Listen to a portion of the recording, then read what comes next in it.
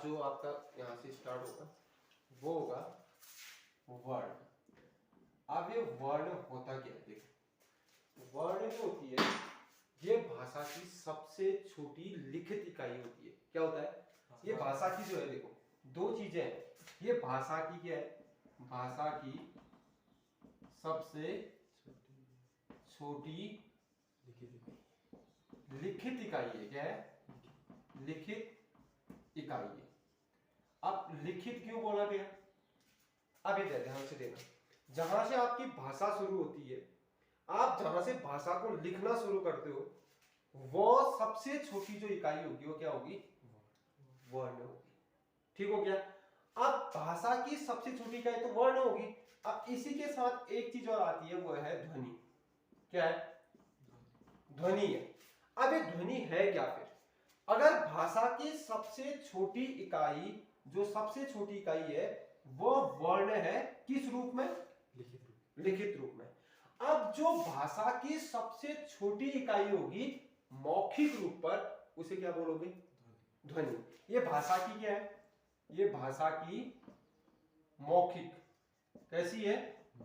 मौखिक सबसे छोटी इकाई। क्या होगा? सबसे छोटी इकाई होगी। समझ गए? दोनों में अंतर है। अंतर क्या है? ये भाषा की जो मौखिक इकाई है, उसका, भाषा की जो मौखिक इकाई होती है उसकी सबसे छोटी जो इकाई होगी वो कौन सी होगी? ध्वनि। जैसे आपने क बोला, ख बोला, अ बोला, आ बोला, ये कैसी में बोला? ध्वनि रूप में बोला। तो इसलिए ध्वनि रूप में, मौखिक रूप में सबसे छोटी इकाई कौन कहलाएगी? आपकी ध्वनि। और वही चीज लिखित रूप में सबसे छोटी इकाई क्या होगी? आपकी वर्ण होगी। दोनों अलग चीजें हैं समझने में। जैसे मैंने, अब देखो, मैंने लिख दिया क, या मैंने लिख दिया ओ, या मैंने लिख दिया आ, ये मैंने जब बोला ये होगी ध्वनि, और इसको मैंने लिख दिया तब क्या हो गया? ये वर्ण। और ध्वनि और वर्ण में यही अंतर होता है। जब ध्वनि को हम क्या करते हैं, जब लिखित रूप में लिखते हैं तब वो क्या कहलाता है? वर्ण। और जब हम इन्हीं वर्णों को बोलेंगे तो तब वो क्या कहलाएगी? ध्वनि कहलाएगी। समझिए? दोनों का आपस में एक दूसरे क्या है? गहरा संबंध है। मगर कोई इसको क्या बोलता है, कोई अगर आपको पढ़ा रहा होगा तो ध्वनि और वर्ण को एक ही साथ लेके चलता है। वो क्या बोलते हैं? भाषा की सबसे छोटी इकाई वर्ण या ध्वनि को, भाषा की सबसे छोटी इकाई वर्ण या ध्वनि को ही क्या बोला जाता है? सबसे छोटी इकाई बोला जाता है। ये बोला, मगर अलग चीज है। जब मौखिक रूप में से बोलोगे ध्वनि, अगर उसी को लिख दोगे वर्ण कहलाएगा। समझ गए?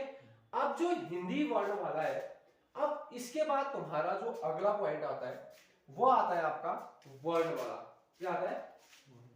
इसी से वर्ण है। अब जो वर्णमाला है, देखो वर्णमाला का मतलब होता है जहां पर, देखो ये है वर्णमाला।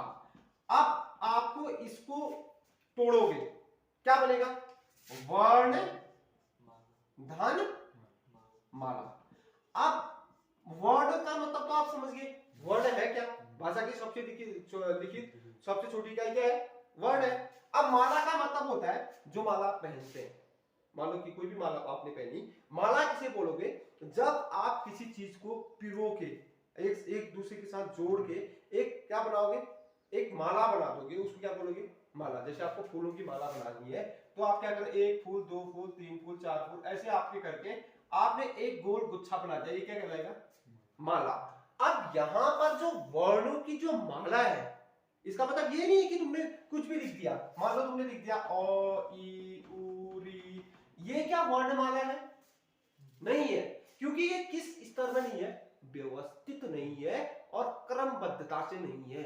इसमें क्रम है ही नहीं। है क्रम? बताओ।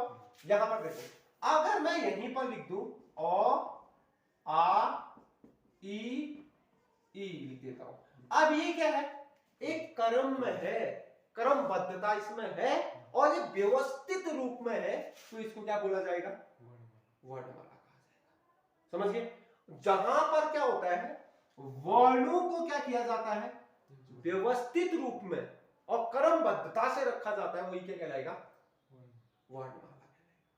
समझ गए? ये नहीं कि आप पहले अ लिखो, फिर अह लिखो, फिर ई लिखो, फिर ऊ लिखो, ये वर्णमाला नहीं होगी। वर्णमाला क्या होगा? जहां पर वर्णों को व्यवस्थित व क्रमबद्धता से क्या किया जाएगा? व्यवस्थित किया जाएगा, वही क्या कहलाएगा? आपका वर्णमाला कहलाएगा। समझ गए? वर्णमाला क्या होता है, वर्ण क्या होता है, या ध्वनि किसको बोलते हैं? अब इसके बाद एक शब्द और आता है